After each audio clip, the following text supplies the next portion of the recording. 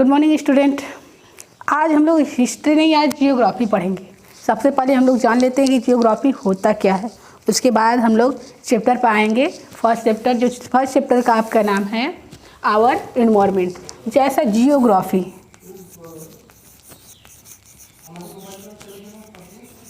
ये देखिए जियो दो शब्दों से मिलकर बना है। जियो प्लस क्या है, ग्राफी। दो शब्द हैं, ग्राफी। जियो प्लस ग्राफी। जियो का मतलब क्या होता है, अर्थ। जियो का मतलब क्या होता है, अर्थ। और ग्राफी का मतलब क्या होता है, स्टडी। यानी जियोग्राफी का मतलब हम कह सकते हैं कि पृथ्वी के बारे में अध्ययन करना, या पृथ्वी से रिलेटेड जितनी भी चीज़ें हैं उनका अध्ययन करना ही क्या कहलाता है, जियोग्राफी। कई सारे विद्वानों ने अपने अपने विचार दिए हैं। तो आपका पहला क्लास 7th में पहला जो चैप्टर है जियोग्राफी का वो क्या है, एनवायरनमेंट, आवर एनवायरनमेंट। चलिए बुक आप लोग ओपन कर लीजिए। सबसे पहले है introduction. The term environment has been derived from the word environ which means to surround. देखिए इन्वायरमेंट मीन्स क्या होता है, इन्वायरमेंट को हम हिंदी में क्या कहते हैं, इन्वायरमेंट को हम लोग हिंदी में क्या कहते हैं, पर्यावरण या वातावरण। पर्यावरण या तो वातावरण। पर्यावरण देखिए क्या है, पर्यावरण जैसा आप भी पढ़े हैं। तो ये क्या है, इन्वायर यानी परि धन आवरण। पर्यावरण दो शब्दों से मिलकर बना है, परि प्लस आवरण। परि का मतलब क्या होता है, चारों तरफ। आवरण मतलब घिरा हुआ, जो चारों तरफ से हम लोगों को घेरे हुए उसे हम क्या कहते हैं, इन्वायरमेंट या पर्यावरण। The term environment has been derived from the word environ which means to surround. देखिए इन्वायर का मतलब क्या होता है, सराउंड या घिरा हुआ, जो चारों तरफ से हमें क्या किए हुए हैं, घेरे हुए हैं। इन अदर वर्ड, दूसरे शब्दों में कह सकते हैं whatever it we see in our surrounding. जो हमें चारों तरफ यानी हमें घेरे हुए उसे हम क्या कह सकते हैं, जो जिन्हें हम हर चीज़ों को देखते हैं जो घेरे हुए उसे हम क्या कहते हैं, वातावरण या पर्यावरण। Are collectively called environment. जिन्हें हम देखते हैं जैसे हवा है, पानी है, भूमि है, ये सब क्या है, हमें घेरे हुए है ना। ये चाहे हम लिविंग थिंग्स हो या कोई जानवर हो, सॉरी लिविंग थिंग्स में तो हम सारे लोग आ जाएंगे, चाहे जानवर हो, चाहे मनुष्य हो, चाहे पशु पक्षी हो। That is the place people think and nature. देखिए इसमें क्या क्या है शामिल, एक स्थान हो सकता है, प्लेस, पीपुल लोग हो सकते हैं, और बहुत सारी वस्तुएं हो सकती है, और नेचर प्रकृति। That surround any living organism is called environment. किसी भी लिविंग ऑर्गेनिज्म को, सजीव प्राणी को घेरे हुए उसे क्या कह सकते हैं, उसका पर्यावरण कह सकते हैं। द इन्वायरमेंट में भी nature as well as culture. देखिए पर्यावरण में हम दो चीज़ों को सम्मिलित करते हैं, हम अपने नेचर को यानी प्रकृति को भी लेते हैं, और किसको लेते हैं, प्रकृति के साथ साथ हम लोग कल्चर यानी संस्कृति से भी संबंध जोड़ा जाता है। फॉर एग्जाम्पल यहाँ पर दिया, if a plant exist and grow somewhere it's environment will be comprise.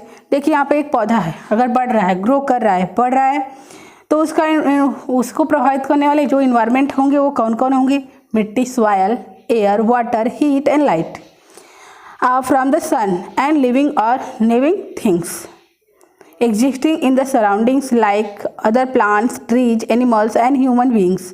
देखिए जो है इन्वायरमेंट, अगर एक पौधा ग्रो कर रहा है, बढ़ रहा है, छोटा सा पौधा बढ़ रहा है, तो उसके लिए क्या चाहिए, मिट्टी चाहिए, हवा चाहिए, पानी चाहिए, और गर्मी, प्रकाश चाहिए, ऊष्मा और प्रकाश चाहिए, जो कि हमें कहाँ से मिलेगा, पेड़ पौधों को, वह सूर्य से मिलता है।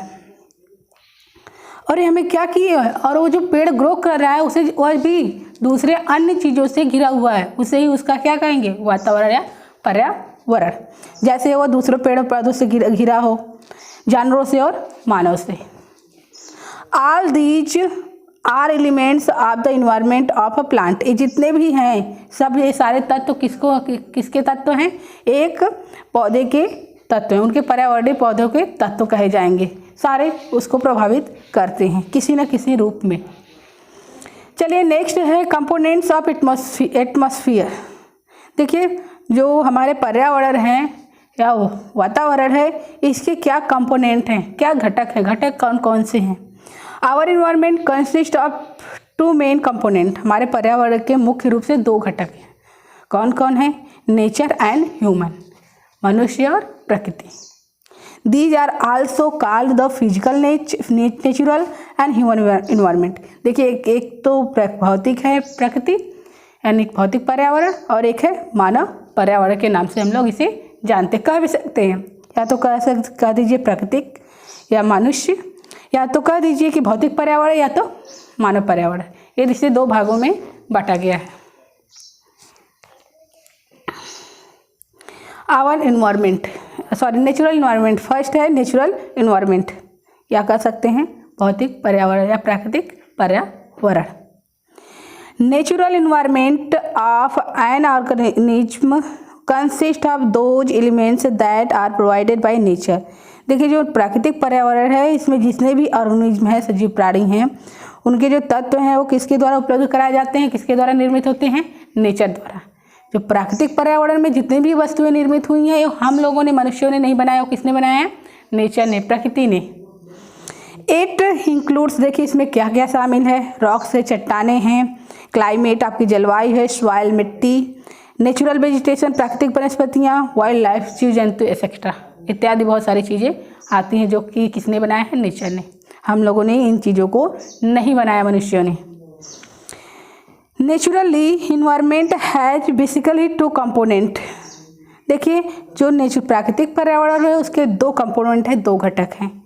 नेक्स्ट है, पहला है इसमें अबायोटिक यानी नॉन लिविंग थिंग्स और सेकेंड है बायोटिक यानी लिविंग थिंग्स। एक जैविक है और एक अजैविक। पहला अजैविक, दूसरा जैविक घटक। जिसमें जीवन है तो उसे क्या कहेंगे? लिविंग थिंग्स, और जिसमें जीवन नहीं है उसे क्या कहेंगे? नॉन लिविंग थिंग, निर्जीव, जिसमें जीवन एकदम लाइफलेस या जीवन नहीं है। और कि पर्यावरण देखिए हर चीज़ को प्रभावित करता है, ये नहीं कि हमें और आपको। जैसे मान लीजिए हम लोग इस पर्यावरण में रह रहे हैं, किसी भी पर्यावरण में अपने आप को रह लेते हैं, लेकिन वही जानवर है नहीं रह पाते हैं। जानवर है, मान लीजिए ऊँट को ही ले लीजिए। ऊँट क्या करता है? ऊँट को हम रेगिस्तान में रह लेता है, लेकिन वहीं उसी जगह अगर हम किसी हाथी को रख दें या किसी घोड़े को रख दे, किसी दूसरे जानवर को रेगिस्तानी क्षेत्र में रख दे, डिजर्ट एरिया में रख दे, तो क्या वो ग्रोथ कर पाएगा? नहीं हो। तो हम कहते हैं ना कि उसके अनुकूल का वो पर्यावरण इन्वायरमेंट नहीं है, इसलिए वो नहीं रह पाया। उसी तरह जो प्लेन क्षेत्र में आएगा अगर वहीं हॉर्स या घोड़ा, तो आराम से घास खाएगा, अन्य जो उसके खाने की चीज़ें खाएगा और ग्रोथ करेगा, लेकिन डिजर्ट एरिया में नहीं। तो हम कह सकते हैं उसके अनुकूल का इन्वायरमेंट नहीं था, इसलिए वो नहीं ग्रोथ किया। लेकिन उसके अनुकूल का प्लेन क्षेत्र में इन्वायरमेंट है, वो ग्रोथ करता है। तो इन्वायरमेंट हर तरह से किसी न किसी रूप में क्या करता है? प्रभावित करता है। 2 घटक हैं। फर्स्ट आ जाइए अबायोटिक इन्वायरमेंट, जैविक अजैविक पर्यावरण, जिसे क्या कहते हैं? Non living things. Abiotic environment include the world of living organism, जिसमें जो भी इसमें जितने भी सजीव प्राणी हैं सबको सम्मिलित किया जाता है। फॉर एग्जाम्पल दिया है प्लांट्स, पेड़ पौधे, जानवर, पशु पक्षी and human beings, insect, ETC, कीड़े मकोड़े और मनुष्य। बायोटिक जैविक पर्यावरण या कह सकते हैं लिविंग थिंग्स। इसमें तो नॉन लिविंग थिंग्स और इसमें लिविंग थिंग्स।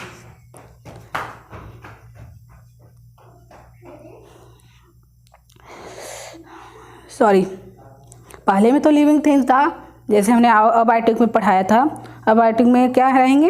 यानी पेड़ पौधे, जानवर, ये सब क्या हैं? लिविंग थिंग्स है।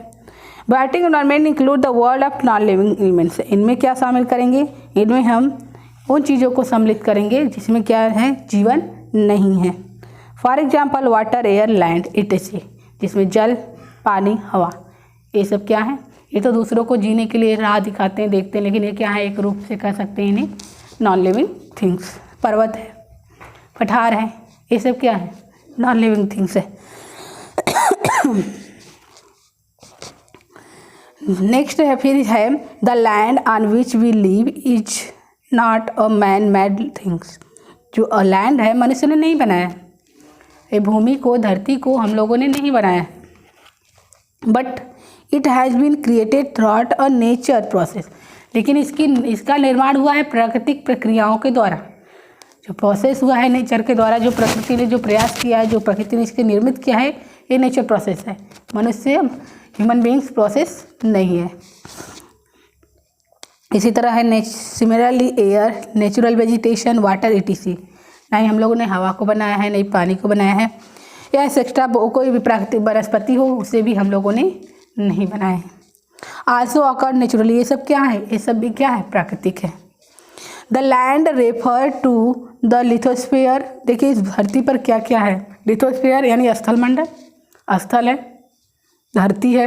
While air and water indicate atmosphere and hydrosphere respectively, और जिन्हें हम क्या कहते हैं, हवा और पानी, जिन्हें अगर इंडिकेट करते हैं वायुमंडल और जलमंडल के नाम से हम लोग जानते हैं।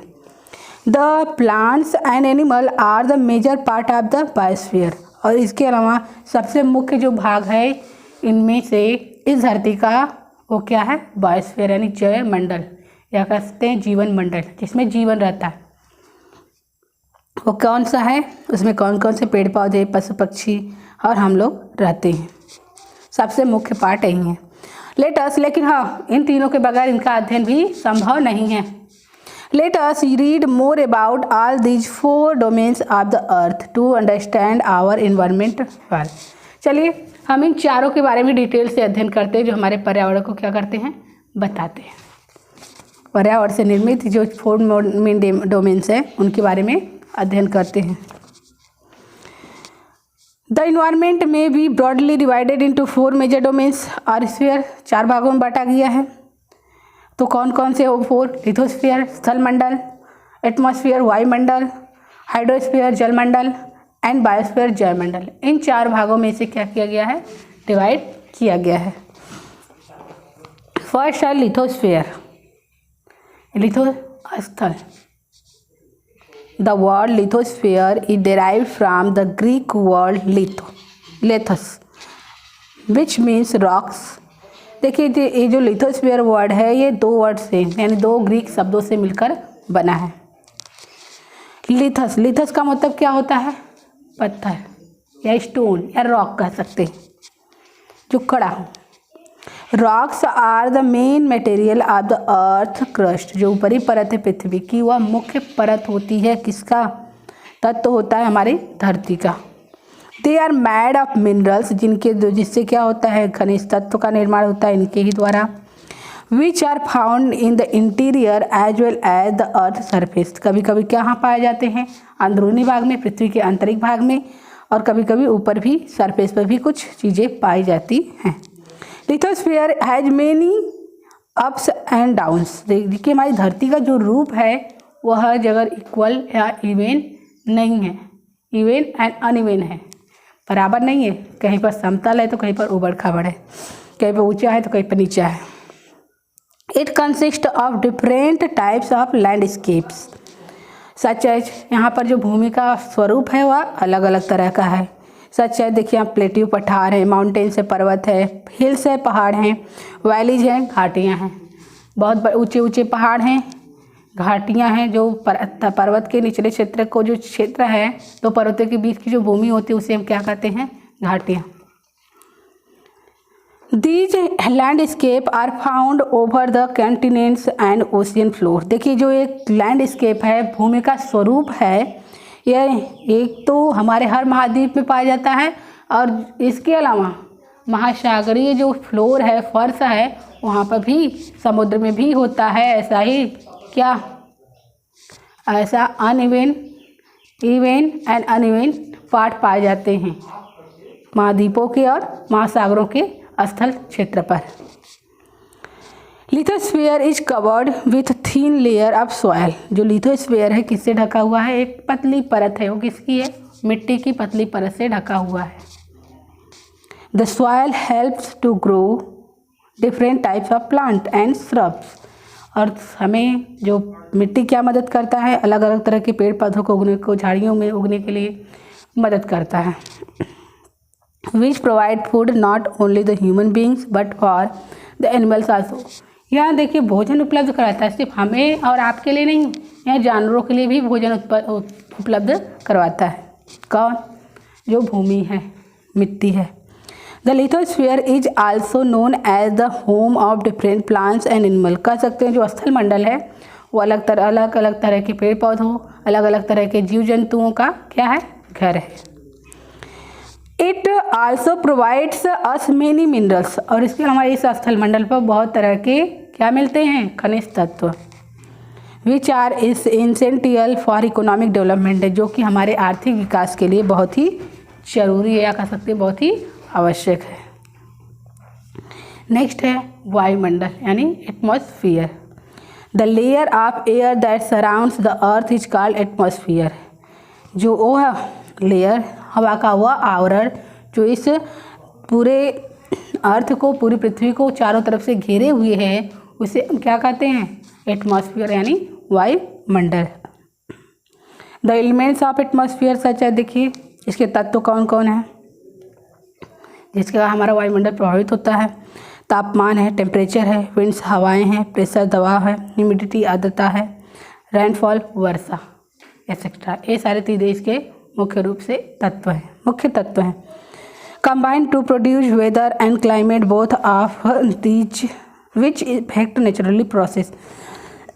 देखिए ये जो प्रोसेस है, मौसम और जलवायु को प्रभावित करने वाले जो कारक है, इन दोनों के सेम है, चाहे वो टेम्परेचर हो, चाहे विंड हो, चाहे ह्यूमिडिटी हो, दोनों के क्या हैं? सेम।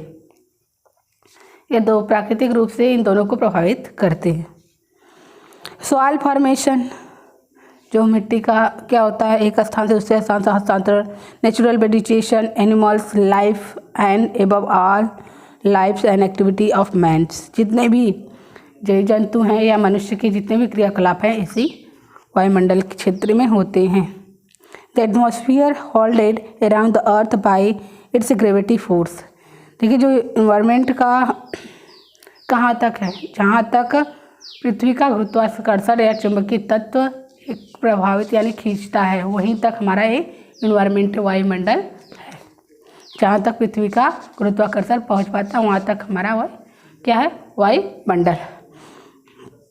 इट कंटेन्स, यहाँ पर बहुत सारी गैसें हैं, गैसों का मिश्रण है, देख लेते हैं।